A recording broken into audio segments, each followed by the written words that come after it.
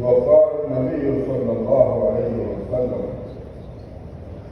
كل نبي أوتي بما يؤمن به وإنما أنا أوتيت الوحي فأرجو أن تكون أمتي أكثر أو كما قال صلى الله عليه وسلم. بزرگوں، دوستوں، بھائی اور بہنوں،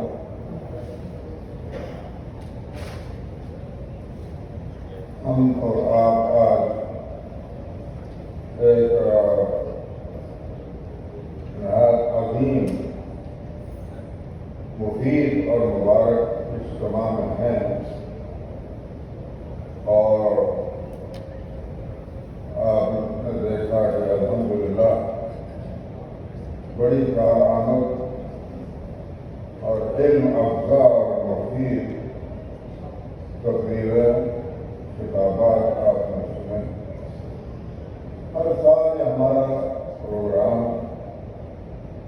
گریجویشن اینول فنکشن کا ہوتا ہے، اور اللہ کے فضل سے سب حضرات بڑے شوق کے ساتھ آتے ہیں اور بڑی دلچسپی کے ساتھ بیٹھتے ہیں، سنتے ہیں، فائدہ اٹھاتے ہیں اور چلے جاتے ہیں۔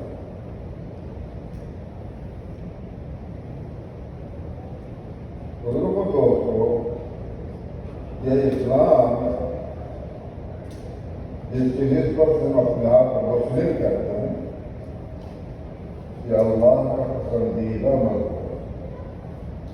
وَرَضِيتُ لَكُمُ الْإِسْلَامَ دِينًا، اللہ نے فرمایا میں نے اسلام کو ایک دین کے طور پر تمہارے پسند کیا، کہ اللہ کا پسندیدہ مذہب۔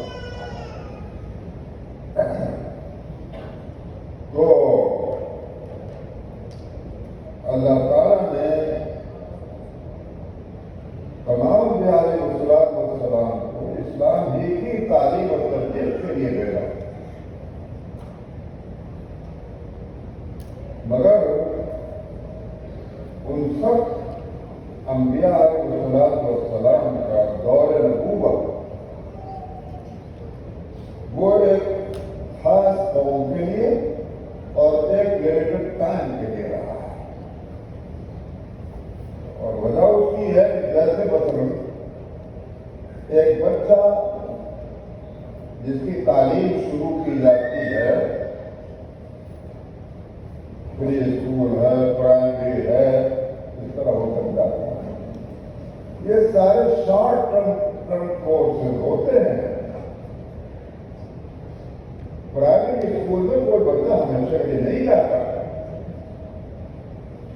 شارٹ ٹرم کے ہوتا ہے۔ ہاں، ہائیسٹ ایجوکیشن جو ہے وہ مقصود ہوتی ہے اور وہ پھر لانگ ٹرم کی ہے۔ اور انبیاء علیہ السلام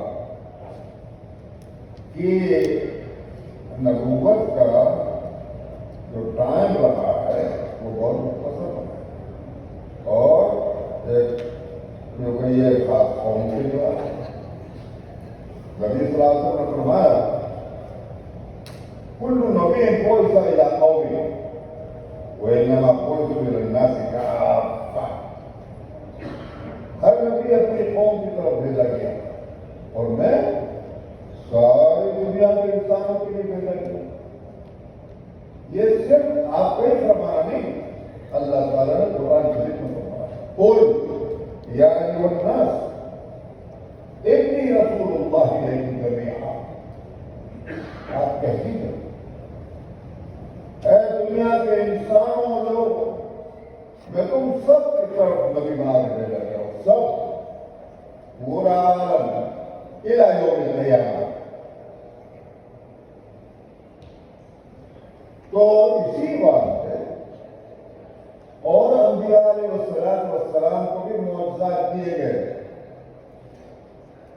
کیونکہ معجزات کو دیکھ کر کے نبی کی نبوت کا ماننا آسان ہوتا ہے، ان کے معجزات دیکھ کر۔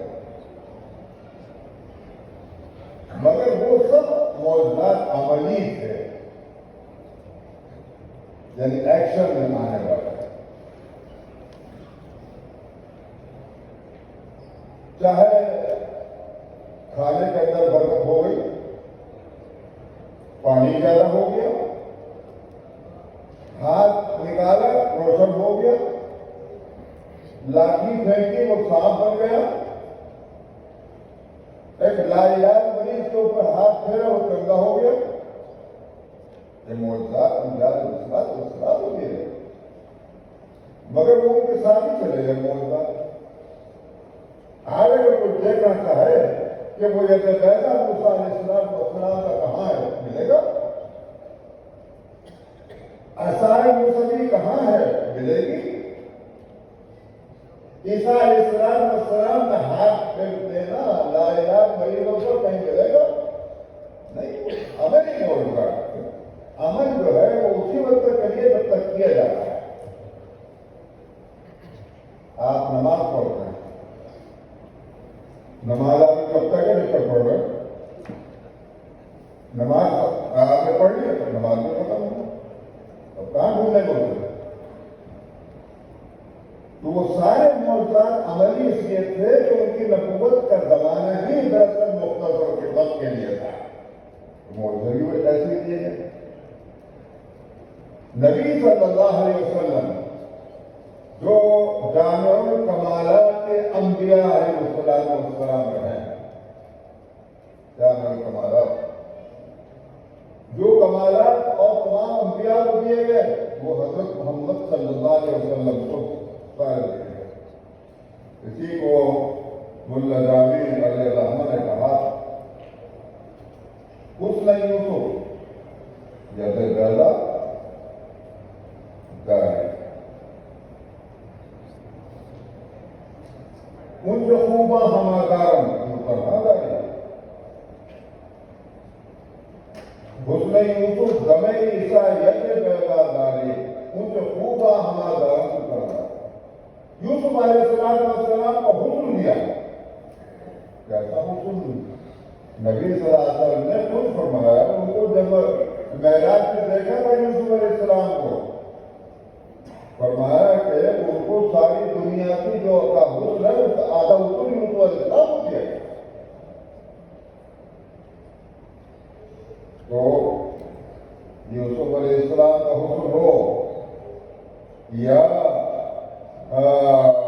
ید بیضا ہو، موسیٰ علیہ السلام کو جو ہاتھ کا کمال دیا گیا یا عیسیٰ علیہ السلام کے وہ معجزات، اللہ تعالیٰ نے سب حضرت محمد صلی اللہ علیہ وسلم کو دیے.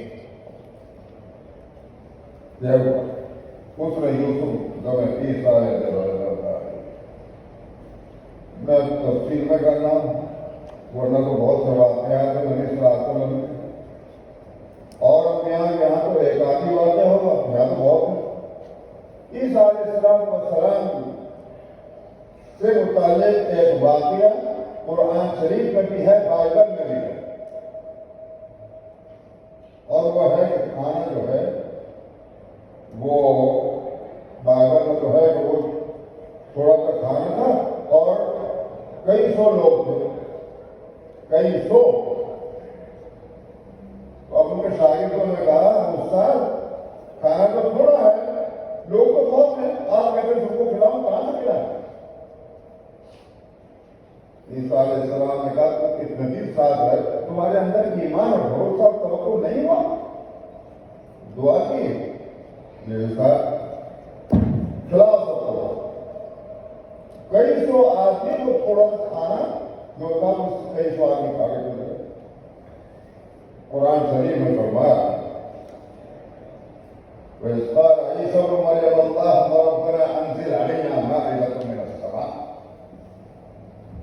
آسمان سے اتار دے اللہ کیا تَكُونُ لَنَا عِيدًا لِأَوَّلِنَا وَآخِرِنَا وَآيَةً مِنكَ وَارْزُقْنَا وَأَنتَ خَيْرُ الرَّازِقِينَ. آ گیا آسمان. ذرا بتائیے آسمان کا اوپر کیا رہا. تو یہ عیسیٰ علیہ السلام کے لیے ہوا. نبی صلی اللہ علیہ وسلم کے ساتھ تو کئی دفعہ یہ ہوا، کئی دفعہ. اگر احادیث کتابوں میں تو بخاری اس میں کئی واقعات موجود ہیں. تھوڑا سا پانی ہے، ایک پیالہ بھرا، اور سارے لوگ جو ہیں 1300-1400 وہاں حدیبیہ سے 1400-1500 لوگ ہیں صحابہ. ارے بھائی پانی پینا بھی ہے، وضو بھی کرنی ہے، نماز بھی پڑھنی ہے، کیا کریں؟ پانی نہیں ہے. لا کہاں کتنا ہے میرے پاس؟ لا کر ایک پیالہ پانی آپ نے اپنے ہاتھ اس میں ڈال دیا. انس رضی اللہ عنہ راوی ہیں کہ ایسا پھوٹ رہا تھا پانی اپنے انگلیوں سے، جیسے فاؤنٹین میں سے پانی نکلتا ہے. آپ نے فرمایا لو پانی. صحابہ نے اپنے جو برتن سے پانی کے وہ سب بھر لیے، خوب پیا، وضو کی. یہ سارا کچھ ہوا. ایک ایسا کا واقعہ تھوڑا ہی اٹھائے گا.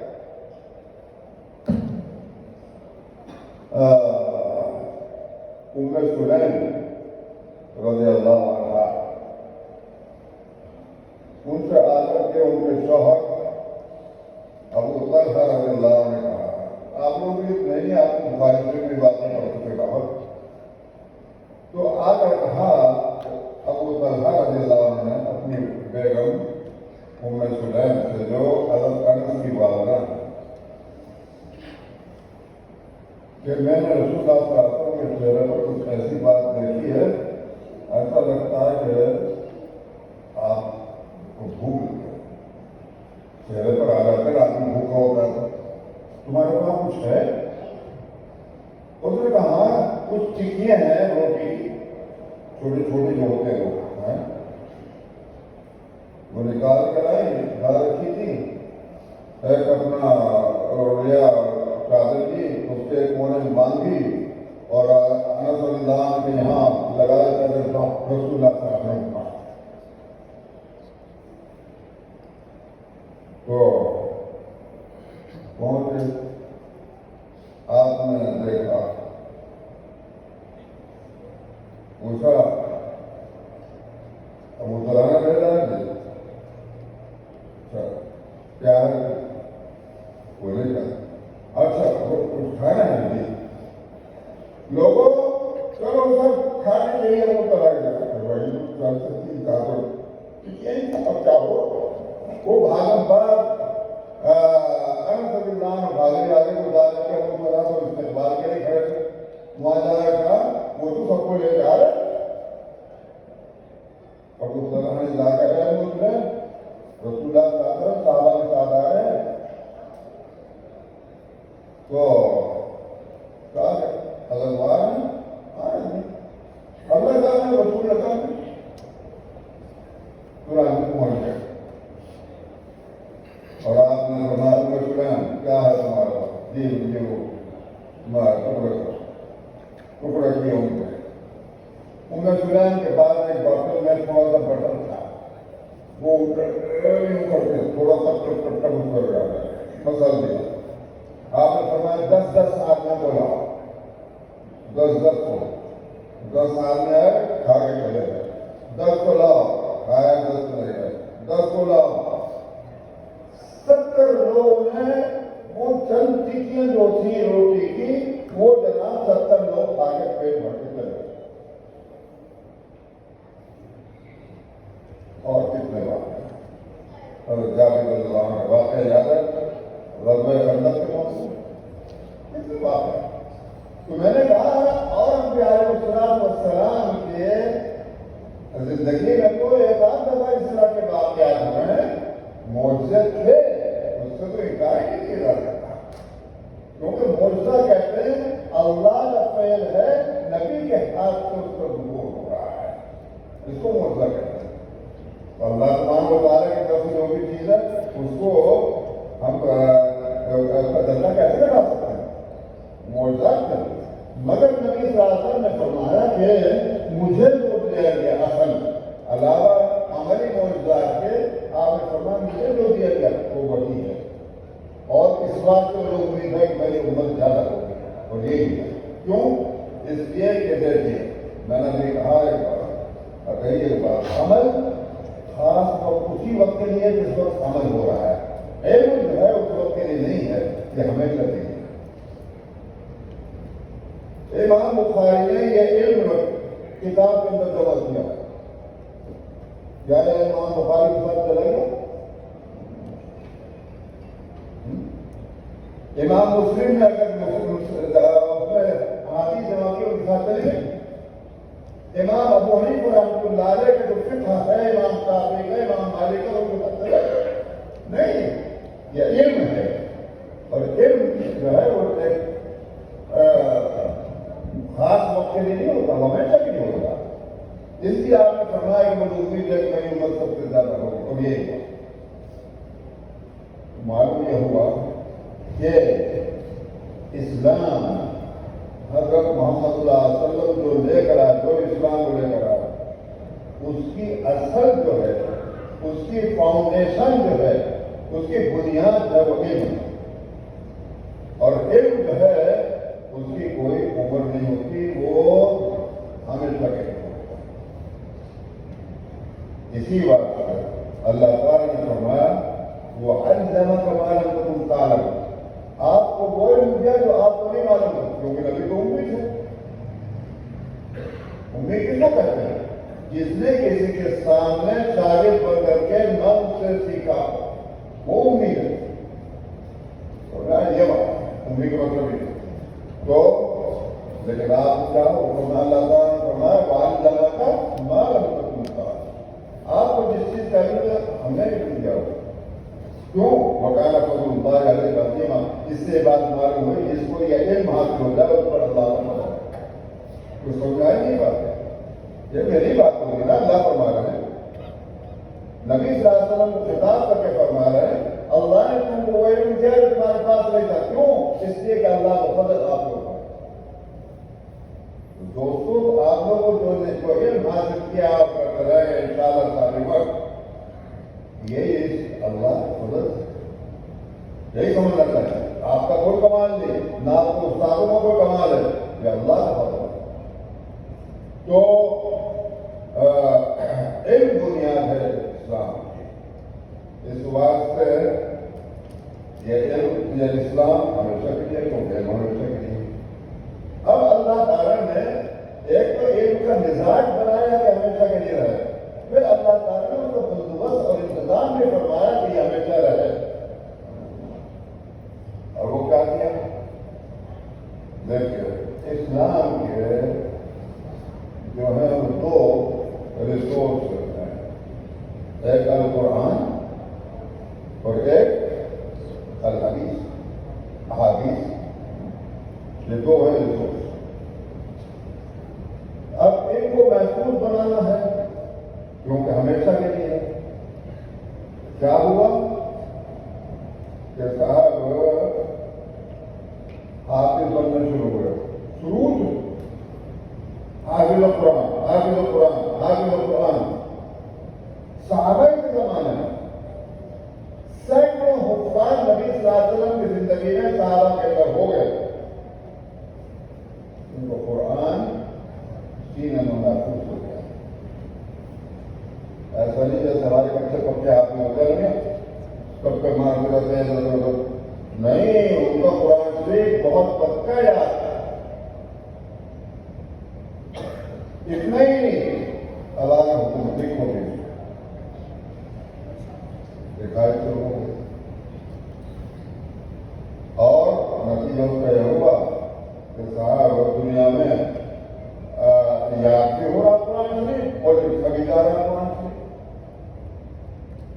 اس طرح قرآن شریف کو محفوظ کیا گیا. فرمایا کہ نحن نزلنا الذکر وإنا لہ لحافظون. ہم نے اتارا، ہم اس کی بات کرنے والے ہیں. مگر یاد رکھیں اس کا مطلب صرف قرآن نہیں ہے، کیونکہ قرآن شریف جو الفاظ ہے قرآن کے اس کی تشریح کیا ہے، اس کی تفسیر کیا ہے، اور تفسیر جو ہے وہ ساتھ کرتی ہے. قرآن کے اگر الفاظ محفوظ ہونے ہیں تو اس کے معنی بھی محفوظ ہونے ہیں. اس کے معنی یہ ہو گیا کہ قرآن شریف کے الفاظ بھی محفوظ اور اس کی جو تفسیر ہے تشریح ہے یعنی احادیث کو بھی محفوظ. میں آگے بڑھ کے کہتا ہوں مجھ سے جو فقہ نکلا وہ بھی میں یہ سب اسی آیت کے تحت میں آتے ہیں اِنَّا نَحْنُ نُزِّلُ الذِّكْرَ وَإِنَّا لَهُ لَحَافِظُونَ۔ اللہ تعالیٰ نے ان سب کو محفوظ بنایا جیسے قرآن شریف کا حفاظ اللہ اکبر آپ دیکھتے نہیں کیا دیکھا تھا آپ نے وہ بچہ کتنا بڑا ہے 13 سال کا ہے پورے قرآن شریف کو صبح سے لے کر شام تک بیٹھ کے سنایا میں نے بھی سنا 2 بچوں نے سنا اس کی دنیا میں کوئی مثال ہے کسی اور کتاب کی یاد کر کے بتا دے کوئی قرآن شریف میں فرمایا اور اللہ سبحانہ و تعالیٰ کا یہ فضل ہے فرمایا تھا کہ ہم اس کی بات کریں یہاں تک کہ جب اور وہی آتی تھی تو شروع میں نبی صلی اللہ علیہ وسلم جو ہے آپ کے اوپر بوجھ ہوتا ہے کہیں گا یہ دیکھوں یہ کیا پڑھ رہے ہیں اس کو میں بھول نہ رہا جلدی کیا کرنا چاہ رہا ہے پھر یہ بھی کہ صاحب یہ پروننسیشن کیسے کر رہے ہیں یہ کوئی قرآن جو ہے عربی میں ہے مگر دوسری عربی کتابوں کی طرح نہیں ہے سمجھا نہیں اور کتابیں یہاں تک کہ حدیث اس کے لیے کوئی تجویز نہیں آئی تجویز ہے قرآن شریف کے لیے امام غزنوی کی جو فوائد تجوید میں کتاب ہے وہ نظم ہے اس میں کیا ہوا کہ والأصل بالتجوید حتم لازم من لم يجود القرآن به آخر لأن الإله به أنزل وهكذا منه إلينا وصل تجوید کے ساتھ قرآن شریف پڑھنا واجب ہے حتم لازم جس نے قرآن شریف کو تجوید کے ساتھ نہیں پڑھا وہ گنہگار ہے میں نہیں کہہ رہا ہوں امام غزنوی کہہ رہے ہیں جو خود محدث بھی ہیں بہت بڑے مفسر ہیں اور تجوید میں کتاب مشہور ہے امام غزنوی تو کہتے ہیں گنہگار کیوں اس لیے کہ قرآن تجوید کے ساتھ ہی اترا اور اسی تجوید کے ساتھ ہم تک پہنچا تو اس قرآن شریف کو اللہ تعالیٰ نے تجوید کے ساتھ بنا دیا کہ ورقوں میں لکھا ہوا بھی ہے اور تینوں میں یہ ہو گیا قرآن شریف کو معلوم اب آئیے کہ نمبر 2 وہ حدیث کو محفوظ بنانا تھا اور اسی طرح محفوظ بنانا تھا جس طرح قرآن کو محفوظ بنایا سینوں میں بھی محفوظ اور کتابوں میں محفوظ نتیجہ اس کا یہ کیا ہوا صاحب محدثین سبحان اللہ کوئی مثال دنیا میں ہے ہی نہیں کہیں بھی کسی اور آ جائیں اب یہ ڈھول تو پیٹ کر کتنے پاگل کرے گا اے بھائی کتنے لوگوں نے پاگل پڑھا تھی تمہارے میں ہے کوئی حافظ تو چھوڑ دیں ان سے کچھ بھی پڑھی ہوئی ہے لیکن پوری بابر پوچھا نہیں کر گنجے کو چھوڑ کر کوئی نہیں ملے گا ہمارے یہاں تو بچے حافظ بنے گا اور حافظ قرآن بنا کر تو اللہ تعالیٰ نے محدثین کی جماعت کھڑی کر دی اب کیا ہو رہا ہے یوں کہیے کہ ایک طرح کا ٹریڈیشن بن گیا ایک طرح کا کسٹم بن گیا لوگ حدیث یاد کر رہے ہیں اور یہ نہیں اس طرح ہوا کہ ایک حدیث کے لیے ان کو اگر سفر کرنا پڑا 1000 میل 2000 میل تک وہ بھی سفر کی اس طرح شوق کے ساتھ حدیث تھی انس رضی اللہ نبی صلی اللہ علیہ وسلم کے صحابی ہیں اور 10 سال تک آپ کی برابر خدمت کی ہے ان کو معلوم ہوا کہ وہاں دمشق میں ابو الدرداء رضی اللہ عنہ وہاں چلے گئے دمشق میں انس رضی اللہ عنہ معلوم ہوا کہ وہ ایک حدیث ابو الدرداء بیان کر رہے ہیں نبی صلی اللہ علیہ وسلم جو ان کو معلوم نہیں آپ جانتے ہیں کہ مدینہ منورہ دمشق کا فاصلہ کتنا ہے تقریباً میں کہہ سکتا ہوں کہ 2000 میل پر ہے 1500 میل ہوگا کلومیٹر اور 1500 میل سفر کر کے انس رضی اللہ عنہ دمشق پہنچے اب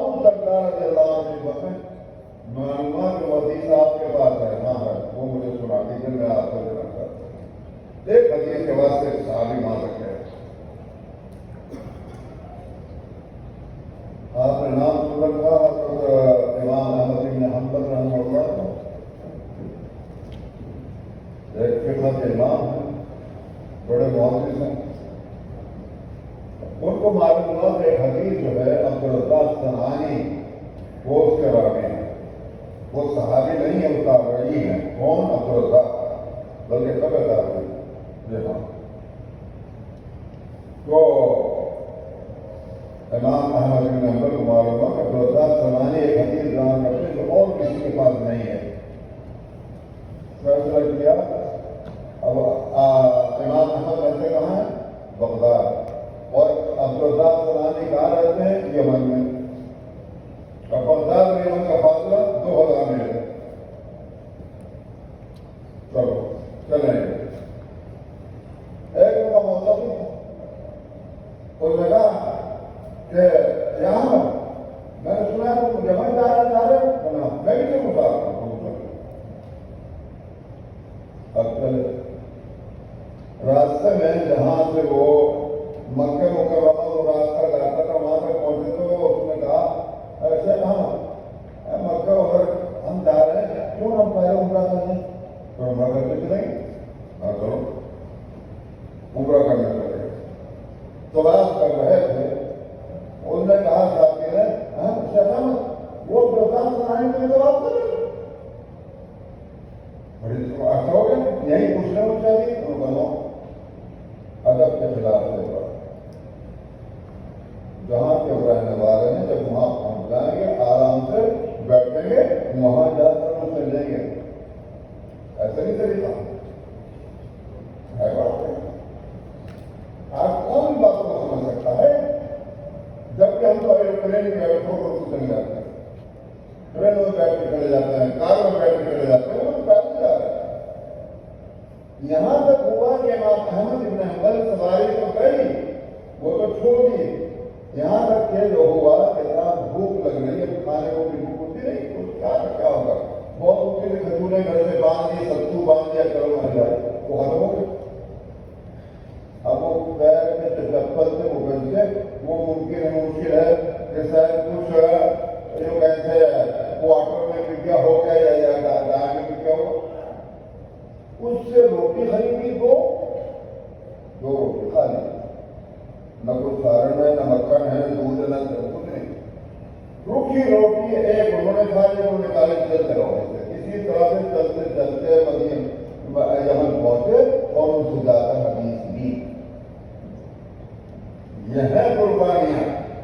ہر لوگ کو نہ ایک ڈیشن میں بیٹھ کر کے لائٹوں میں بیٹھ کر کے اور کھانے وانے کیسے کھا کے مزارے کر نیچے ہو جائے تو ہم کھانے کو تیار ہوگا. ہمارے گھر میں تو بہت بڑے تھے بھائی، لیکن ان لوگوں کا حال ہے. اور ان سارے امام احمد بن حنبل کو بھی 6,000 حدیثیں حفظ کی. سمجھتے ہیں وہ کھیل رہے ہیں. امام بخاری نے 6,000 حدیثیں حفظ کی. اور یہ ساری حدیثیں نہیں ہوتی تھی سند کے ساتھ.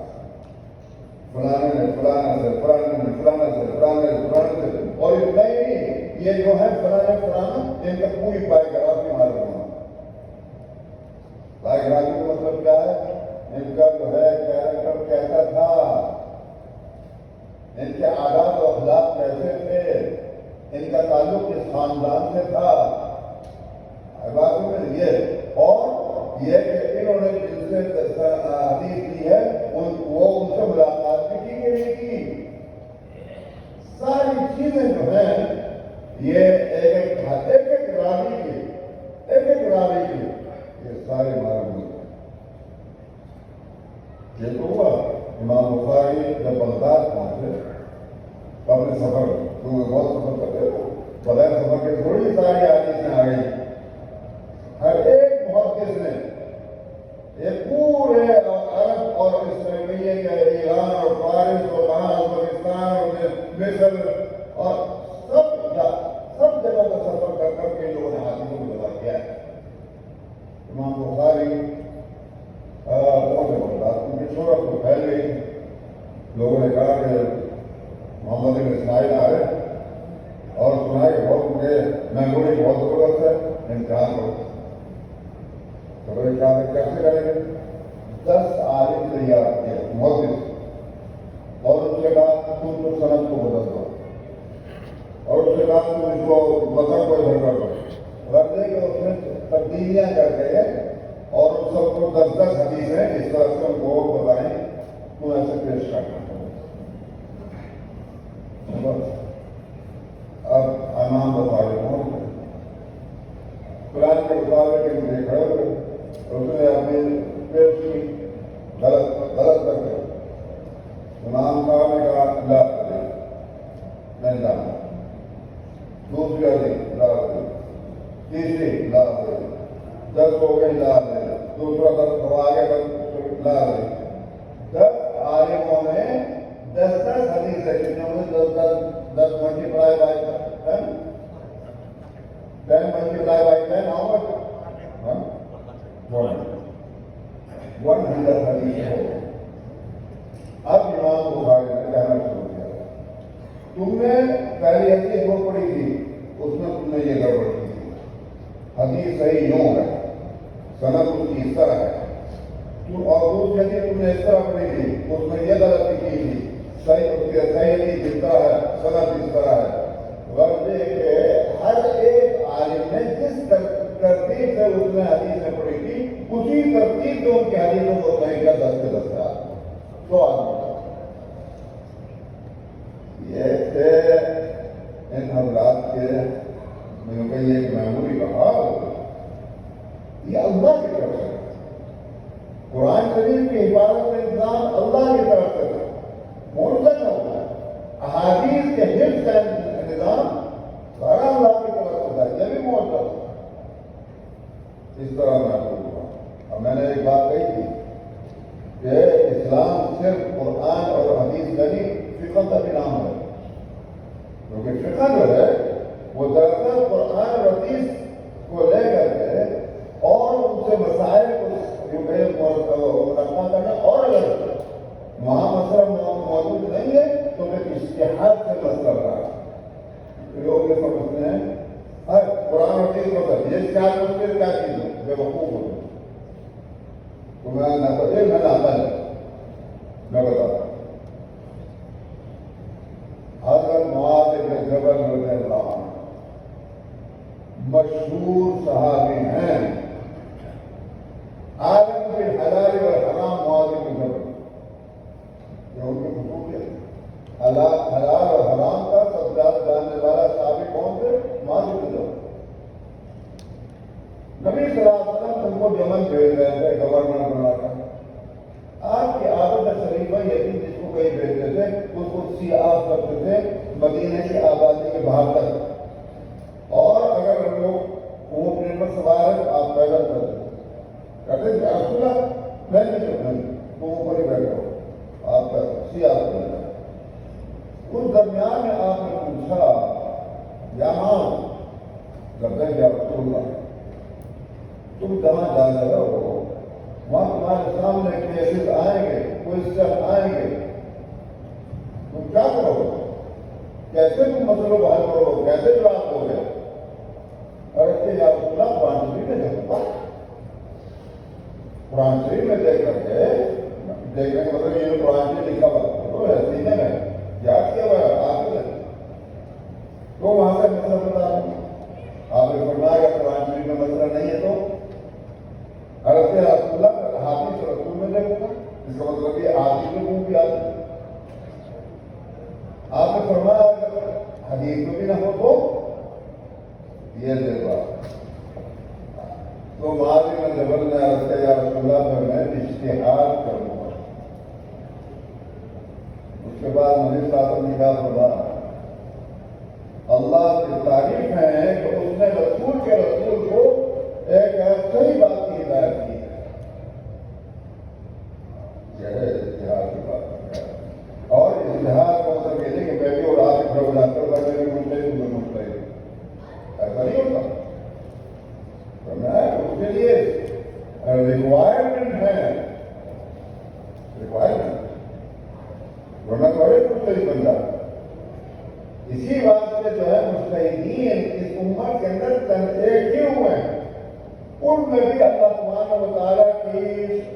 مذہب و علم چار کا فقہ کرا، امام حنیفہ، امام مالک، امام شافعی، امام احمد بن حنبل رحمۃ اللہ، ان کا چار کا فقہ چلا رہا۔ حالانکہ اور بھی مجتہد ہوئے، بڑے زبردست ہوئے۔ آج ہمارا حال کیا ہے؟ ہمارا حال یہ ہے کہ الف سے انڈا نہیں معلوم، بے سے بندہ نہیں معلوم، اور جناب باتیں کریں گے ایسی، ارے امام ابو حنیفہ ہے اور وہ کچھ کیا کرتا ہے، ان کو تو حدیث میں آتی تھی، حکم نہیں آتا تھا، وہ کپڑے کے دکاندار تھے۔ اس گستاخی کو اللہ تعالیٰ پسند کر لیں گے؟ ہاں، ایسے دیر قدر اماموں کی شان میں گستاخیاں کرنے والے فلاح پا سکتے ہیں؟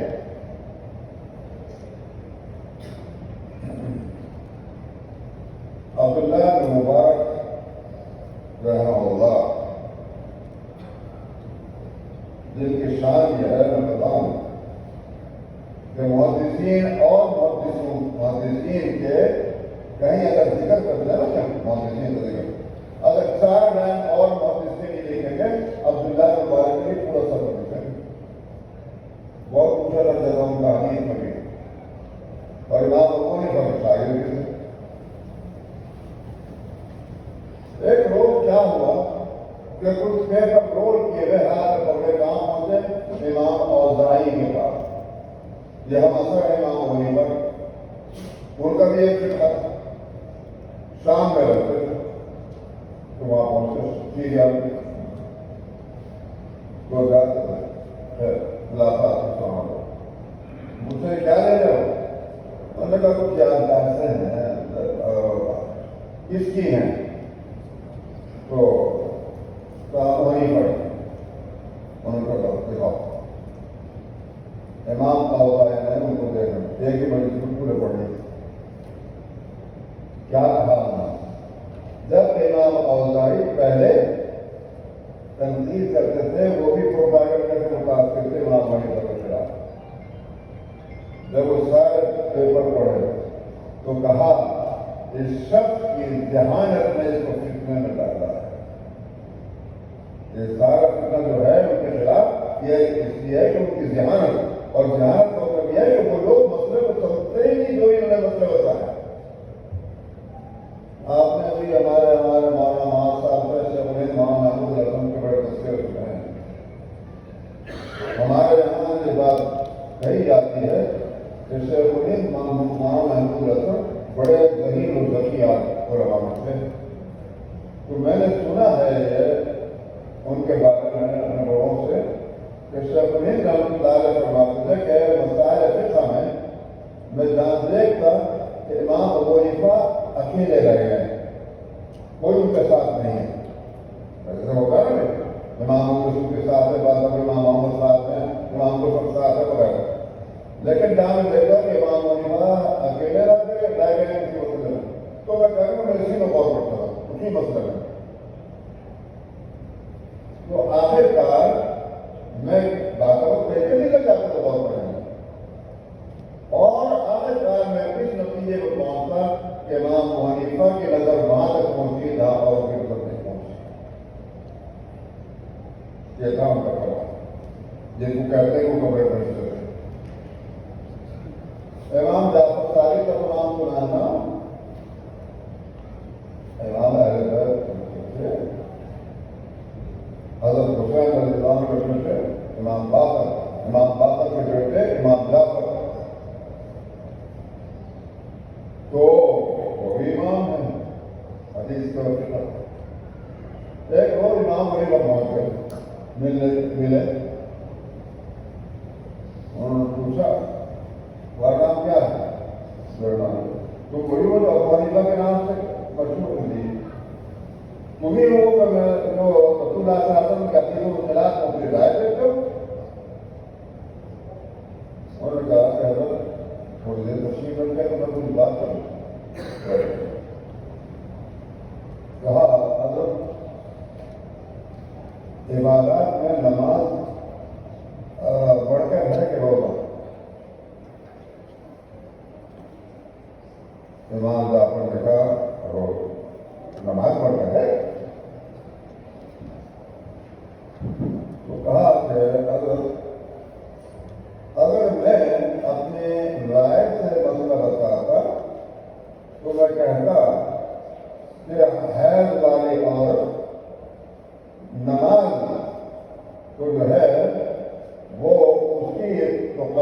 بڑے ہی روزے کی قضا نہ کرے کیونکہ روزہ نہ پڑھو. مطلب معلوم ہے نا. بھائی جس کو پیریڈ آتے ہیں وہ عورت جو ہے پیریڈ کے زمانے کی نماز کی قضا نہیں ہوتی اس کی, لیکن روزے کو چھوڑے کے روزے کی قضا کرے گی. مطلب معلوم ہے نہیں. امام صاحب نے کہا کہ میں اپنی عقل سے اگر فیصلہ کرتا تو وہ حیض والی عورت سے کہتا کہ تمہیں نماز کی قضا کرنی, روزے کی نہیں کرنی. مگر کیونکہ آپ کے نانا کا فرمان یہ ہے کہ نماز کی قضا نہیں ہوگی, روزے کی قضا ہوگی, میں اپنی عقل سے نہیں آپ کے نانا کے فرمانے پر فتویٰ دیتا ہوں. گلے سے لگا لیا. ایسے نہیں کہہ رہا ہوں کہ یہ لگا علم والے پہنچ کے وزیر مربع امام مالک وہ درس دے رہے تھے مسجد نبوی میں. بڑے محدث بڑے فقیہ سب کو معلوم ہے. بیٹھے پھر بعد ملاقات کی بات ان کے امام حنیفہ کے جانے کے بعد کسی نے پوچھا امام صاحب سے, امام مالک نے, حضرت یہی وہ امام حنیفہ یہی دیکھا وہ کہنے لگے ہاں یہ وہ شخص ہے کہ یہ جو کارن ہے مسجد کا, اگر اس کو وہ کہتے کہ رسول نے کہا تو اس کو ثابت کر دے. یہ میں کہہ رہا ہوں کہ مقام سے نظرات کا تو خیر بات نہیں ہو رہی ہے. بات یہی ہے اللہ تعالیٰ نے قرآن کو محفوظ بنایا, احادیث کو محفوظ بنایا اور فقہ کو ایک لحاظ سے محفوظ بنایا. تو ہمیں کیا بنا یہ اللہ کی طرف سے بات ہے. بات اسی میں بخاری شریف کا معاملہ ہے. صحیح بخاری لوگ بھی بخاری کے نام کتاب کا نام کیا ہے, کچھ ہمارے یہاں وہی یہاں مولانا عزیز صاحب یہاں ہمارے پاس کل پڑھاتے تھے, انہوں نے کبھی والا سب بن گیا اور دوسری مسجد میں انہوں نے مطلب بنایا. چلے وہ کوئی آدمی کہہ رہا تھا بخاری ہے تو انہوں نے کہا کتاب کا نام کیا ہے, بخاری کا. بخاری کتاب کا نام ہے, کتاب کا نام بتاؤ. انہوں نے بخاری, انہوں نے کیا کہا بخاری کتاب کا نام نہیں ہے, کتاب کا نام بتاؤ. وہ مجھے بخاری تو کتاب کا نام اس پہ لکھا ہوا ہے, کیا ہے, الجامع المسند الصحیح المختصر من امور رسول اللہ صلی اللہ علیہ وسلم وسننہ وایامہ. یہ نام ہے اس کتاب کا. تو امام بخاری رحمۃ اللہ علیہ محمد بن اسماعیل البخاری رحمۃ اللہ, ان کی شان محدثین کے بیچ میں بہت اونچی تھی اور اسی بات سے ان کو امیر المؤمنین فی الحدیث کہا گیا. یہ لقب ان کو دیا. حدیث میں کا مقام بہت اونچا ہے.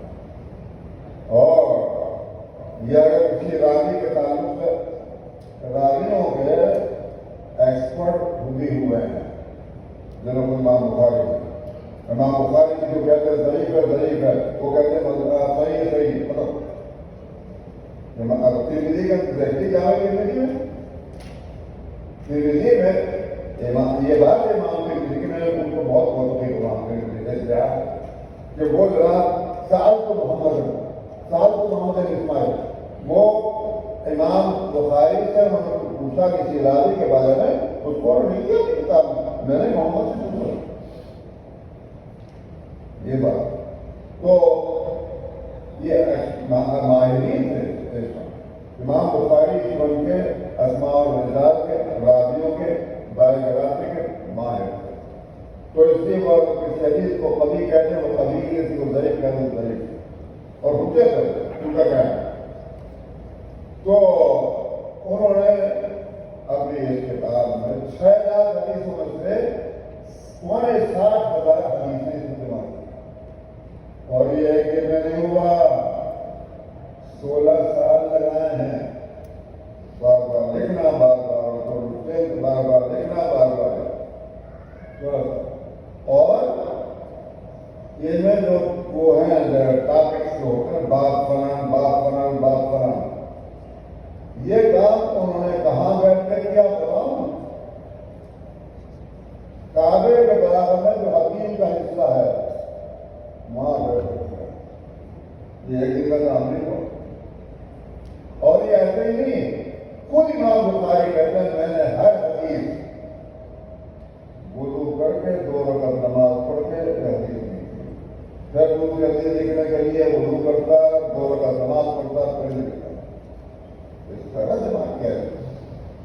اللہ نے کسی کی محنت کا تھوڑی ضائع کرتے ہیں.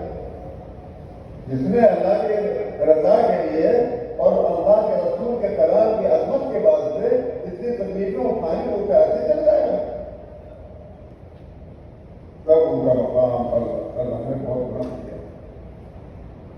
میں یہاں اس کو مختلف آگے بڑھا. جہاں تک امام بخاری کا تعلق رحمہ اللہ، ان کی دو حیثیت ہیں.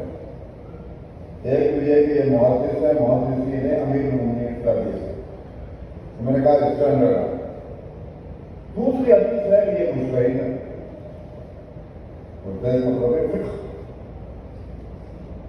اس میں بھی کوئی شبہ نہیں ہے کہ وہ مجتہد سے کوئی شبہ نہیں. مگر یہاں ایک بات یہ بتا کہ مجتہد کے معنی یہ نہیں ہے اس سے کوئی خطرہ نہیں ہو.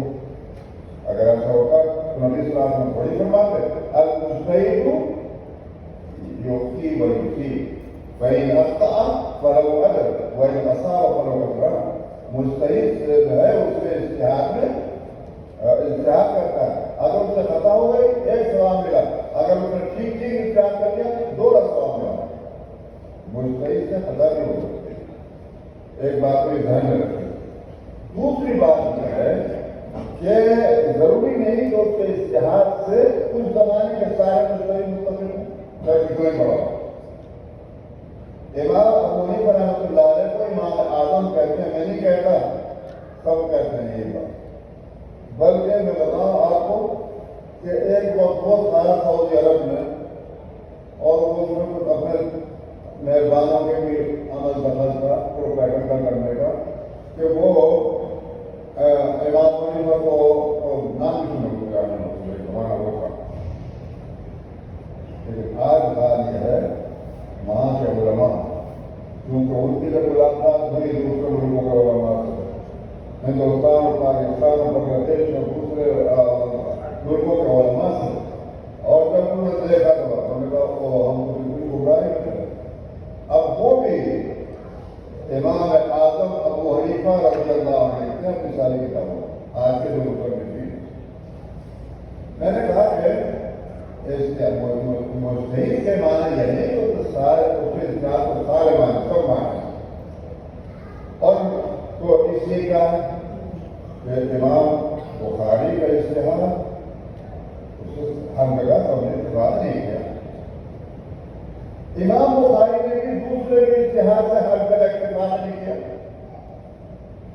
بات نہیں کیا مگر ایک بار جو ہے وہ میں بتا دوں جو میں آپ کو ظاہر نہیں ہوں گا مگر ایک انسان کو ہوں. میں نزدیک یہ اختلاف اور میں بھی کیا، امام مسلم نے بھی کیا، امام ترمذی نے بھی کیا، امام ابو داؤد نے بھی کیا. اختلاف اس میں کسی کوئی بات نہیں ہے. مگر یہ ہے کہ ادب دوسرے مجتہدین کا ادب ہونے بات ہے. مثلاً امام ترمذی کی شان یہ ہے کہ وہ حدیث بیان کرے اور حدیث میں جو مسئلے متعلق تو کہیں کہ الیہ ذہب بعض العلماء، الیہ ذہب اکثر کثیر من العلماء من التابعین والصحابہ. ادب اور احترام کے ساتھ ذکر کرتے ہیں. لیکن امام بخاری رحمہ اللہ نے کیوں ایسا ہوا؟ وہی یہ ہوا کہ انہوں نے دوسرے جن سے ان کو اختلاف ہوا اس اختلاف کا بیان کرنے میں انہوں نے وہ رعایت نہیں رکھی جو اور نے رکھی. انہوں نے وہاں درختی گارنٹی کا الفاظ سوا کے پارا پارا بنا. اب وہ جو ہے بعض لوگوں نے کتابیں لکھی اور اس میں یہ کہ امام بخاری نے خالی امام حنیفہ کو نہیں بلکہ اور کئی امام بات وہی ہے کہ کس سے اختلافات ہوئی ہے. وہ الفاظ قال بعض الناس یہ لفظ جو ہے یہ ڈیگریڈنگ ورڈ ہے تو ادھر ہم کو خطرہ ضرور رہا ہے. لیکن اس کے باوجود چونکہ امام حنیفہ رحمۃ اللہ علیہ مقام بہت اونچا ہے جس سے ہم ایک لفظ بھی منہ سے نکال. امام حنیفہ امام بخاری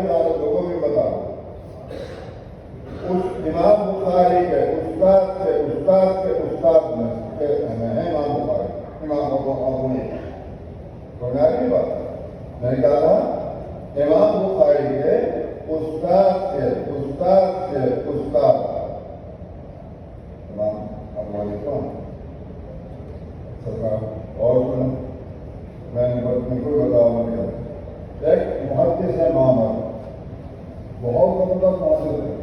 بخاری شریف کے اندر ان کے بہت روایت ہے. امام بخاری نے معمر جو ہیں یہ ہیں ساتھی امام ابو حنیفہ. معمر کہتے ہیں کہ میں اور ابو حنیفہ ہم نے تاریخ جاہلیت کو پڑھنے میں ہم محنت کی. ہم دونوں نے ضروری ہے اس کی. تو تاریخ جاہلیت کا معنی یہ ہے انبیاء علیہ السلام اور ان کی امتوں کا اخبار. تو کہنے لگے ابو حنیفہ آگے نکلے میں پیچھے رہ گئے. تو کہنے لگے کہ جاہلیت کی لغت عربی کیونکہ لغت عربی آج کل کی عربی تھوڑی ہے. یہ کس کام کی وہ جاہلیت کی عربی تھی وہ اصل تھی. تو جاہلیت کی عربی کے اندر ہم نے دونوں میں محنت کرنی شروع کی. ابو حنیفہ آگے نکلے میں پیچھے رہ گئے. پھر کہنے لگے کہ حدیث کے اندر ہم نے دونوں میں محنت کی. حدیث حاصل کرنے میں وہ آگے نکل گئے میں پیچھے رہ گئے. اس کے بعد میں فقہ لے گئے تو تم جانتے ہو سب کے سب امام ابو حنیفہ کا مقام فقہ رکھا ہے.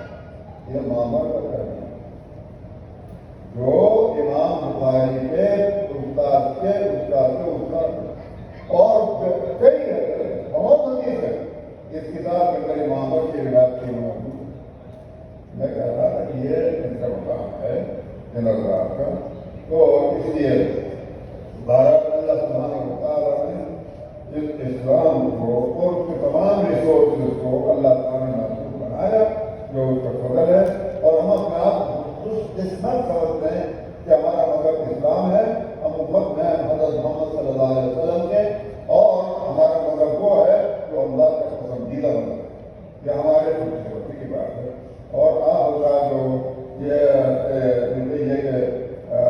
اسٹڈی کرتے ہیں یہ معمولی بات نہیں. بہت بڑا مقام ہے آپ کا. اللہ تعالیٰ آپ کے مقام کو بلند کرے اور آپ کا خیر جو ہے جاری ہو. یہ تو صراط کے خلاف چلنا چاہیے. تو یہ ہے یہ علم کی یہی شان ہے کہ صراط سے صراط بنے. اب آپ نے یہاں سیکھا ہے. اللہ تعالیٰ آپ کو توفیق دے اور کوشش کرنا اس بات کی. کوشش کرنا اس بات کی.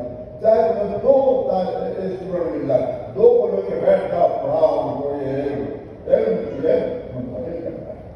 یہ ہمارا دروس تک پہنچانا ہے. یہ ہماری ذمہ داری ہے سب کی. تو اب میں آپ سب سے کہتا ہوں جو ہمارے کہ بھائی آپ کی حدیث جو ہے سب کے سب ایک مرتبہ پڑھ لیں اور پھر میں انشاءاللہ اجازت دوں گا حدیث کی اور دعا بھی کریں گے انشاءاللہ.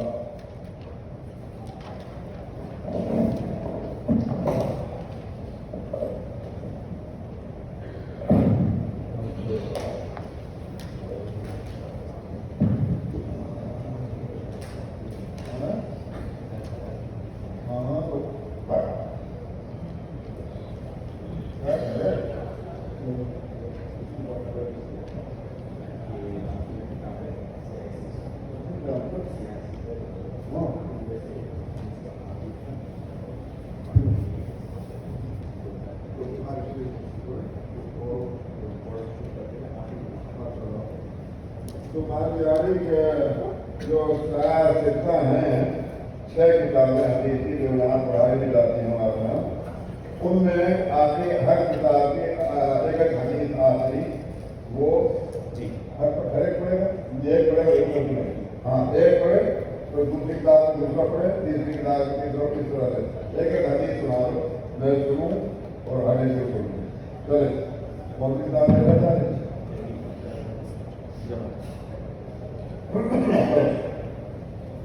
الحمد لله رب العالمين والصلاة والسلام على أشرف الأنبياء والمرسلين سيدنا محمد وعلى آله وأصحابه أجمعين.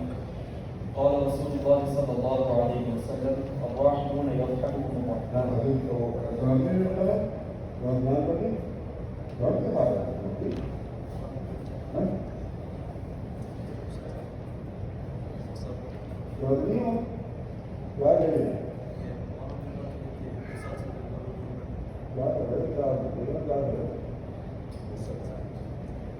سند کے ساتھ پڑھیں گے. اس کے بعد والی حدیث سند کے ساتھ پڑھیں گے.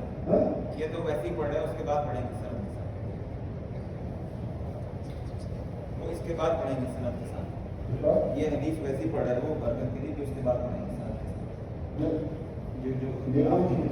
ये तो बस वो जो है मुसलसल बिदावत मुसलसल मुसलसल वैसे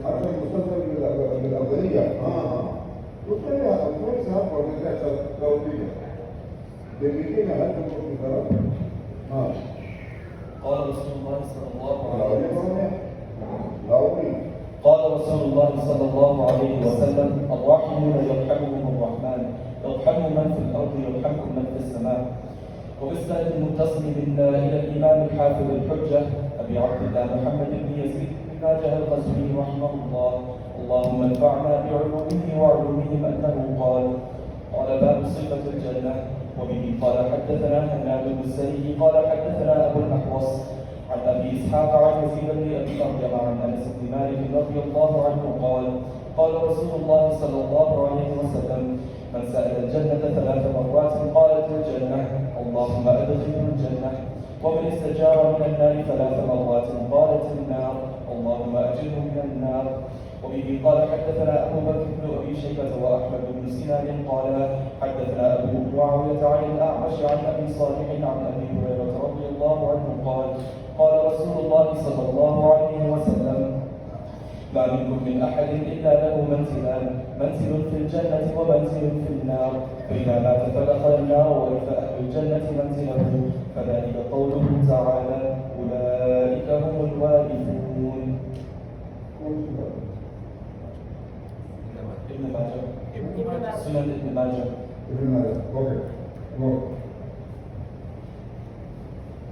أحسن الله إليكم. وبالسند المتصل منا إلى الإمام الحافظ أبي عبد الرحمن أحمد بن شعيب النسائي رحمه الله اللهم انفعنا بعلومه وعلومهم آمين.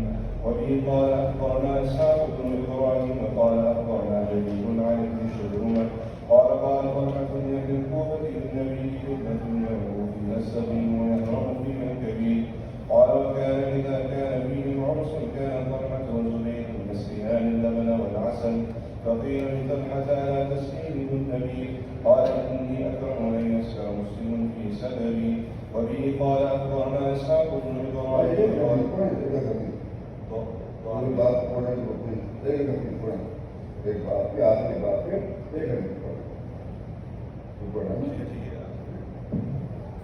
وبه قال أخبرنا إسحاق بن إبراهيم قال أخبرنا جرير قال كان ابن شبرمة لا يشرب إلا الماء واللبن.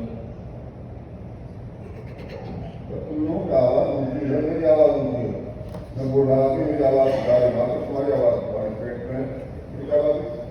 بسم الله الرحمن الرحيم.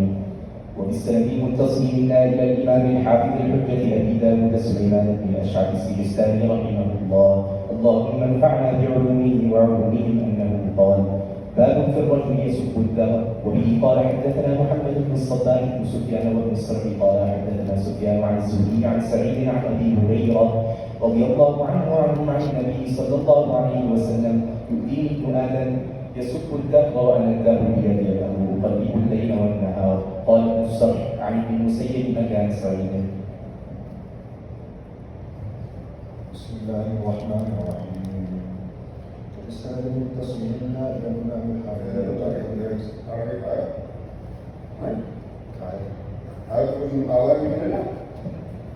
وبالسند المتصل منا إلى الإمام الحافظ الحجة بن عيسى محمد بن عيسى بن سواد الترمذي رحمه الله اللهم انفعنا بعلومه وعلومهم آمين. أنه قال حدثنا هارون بن موسى بن أبي علقمة الفقيه المدني قال حدثني أبي عن هشام بن سعد عن سعيد بن أبي سعيد عن أبيه عن أبي هريرة رضي الله عنه أن رسول الله صلى الله عليه وسلم قال قد أذهب الله عنكم ربية الجاهلية وفرقها بالآباء مؤمن تقي وفاجر شقي والناس من آدم وآدم من تراب. هذا حديث حسن. وسعيد المقبري قد سمع عن أبي هريرة رضي الله عنه ويروي عن أبيه أشياء كثيرة عن أبي هريرة رضي الله عنه وقد روى سفيان الثوري وغير واحد من هذا الحديث عن هشام بن سعد عن سعيد المقبري عن أبي هريرة رضي الله عنه عن النبي صلى الله عليه وسلم نحو حديث ابن عامر عن هشام بن سعد. وبالسند المتصل منا إلى الإمام الحافظ الحجة أبي الحسين مسلم بن الحجاج القشيري النسابوري رحمه الله تعالى اللهم انفعنا بعلومه وعلومهم آمين. وبه قال حدثنا أبو بكر بن أبي شيبة قال حدثنا وكيع وحدثني محمد بن المثنى قال حدثنا عبد الرحمن جميعا عن سفيان عن أبي هاشم عن أبي مخلد عن قيس بن عباد قال سمعت أبا ذر رضي الله عنه يقسم لنزلت هذان خصمان بمثل حديث الكشيري. بسم الله الرحمن الرحيم. الحمد لله رب العالمين والصلاة والسلام على سيد المرسلين سيدنا محمد وعلى آله وأصحابه أجمعين. أما بعد، وبالسند المتصل منا إلى الإمام الحافظ المحدث الشهير الحجة أمير المؤمنين في الحديث أبي عبد الله محمد بن إسماعيل البخاري رحمه الله اللهم انفعنا بعلومه أنه قال: باب قول الله: ونضع الموازين القسط ليوم القيامة وأن أعمال بني آدم وقولهم يوزن. وقال مجاهد: القسطاس العدل بالرومية، ويقال القسط مصدر المقسط هو العادل، وأما القاصد فهو الجائر. وبه قال حدثنا أحمد بن إشكاب قال حدثنا محمد بن فضيل عن عمارة بن القعقاع عن أبي زرعة عن أبي هريرة رضي الله عنه قال: قال النبي صلى الله عليه وسلم: كلمتان حبيبتان إلى الرحمن خفيفتان على اللسان ثقيلتان في الميزان، سبحان الله وبحمده سبحان الله العظيم. امام بخاری رحمہ اللہ نے اپنی اس کتاب کے اختتام اور ختم پر جس حدیث کو لیا ہے اس میں تسبیح اور حمد اللہ سبحانہ و تعالیٰ کی اس کے متعلق حدیث ہے: کلمتان خفیفتان علی اللسان ثقیلتان فی المیزان.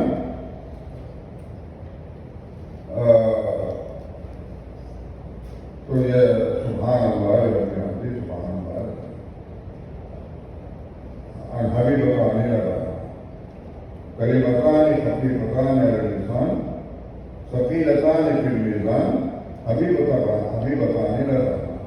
دو کلمے ہیں زبان پر تو بہت ہلکے ہیں، دو کلمے کا دو لفظوں پڑھنے میں کسی پہ کرتی بات، اور جو ترازو اسکیل ہوگی جس میں اعمال کو تولا جائے گا اس میں بھاری ہے. یہ دو ورڈ اور اللہ نے کو پسند ہے دونوں لے کر. وہ کیا ہے؟ سبحان اللہ وبحمدہ سبحان اللہ. امام بخاری نے اس پر اپنی کتاب کو ختم کیا ہے. دراصل اس میں اتباع ہے قرآن شریف کا، اور وہ یہ کہ